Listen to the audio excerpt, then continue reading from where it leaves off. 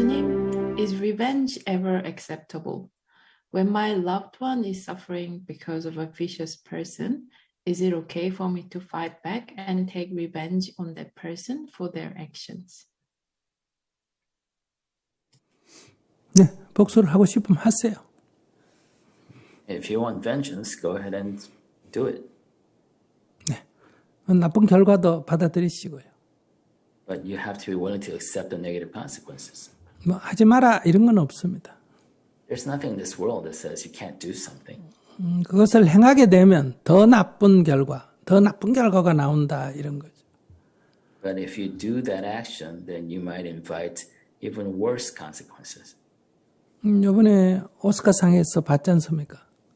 We saw it in the recent Academy Awards, right?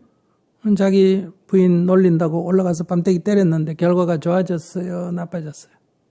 So Will Smith, because he thought, Chris Rock was making fun of his wife, went up to the stage and slapped him. What happened to him? How has the consequences been? 네, 복수해도 괜찮습니다. So it is okay for you to take vengeance. 가서 뺨 한 대 때리고 오스카상 반납하고 감옥에 가서 좀 살다 나오면 돼요. And if you're willing to, give up your Oscar, resign from Academy, and maybe even do some jail time. 그게 나은지 그렇게 폭력 행사를 안 하는 게 나은지는 자기가 결정하면 돼요. But whether that's better, or whether it's better whether it's better to restrain yourself and not engage in violence, then that's your choice to make. 첫째, 이게 나에게 이익인가 손해인가를 봐야 되고요. So first you have to ask the question, is this good or bad for me? 또 세상 사람에게, 다른 사람에게 이익인가 손해인가를 봐야 됩니다. Then also you have to ask the question, is this good or bad for others? 그러니까 나도 손해고 남도 손해일 때 부처님께서 그런 바보 같은 짓은 하지 마라 이렇게 말한 거예요. But if it's bad for me and bad for others, Buddha taught and why engage such foolish action?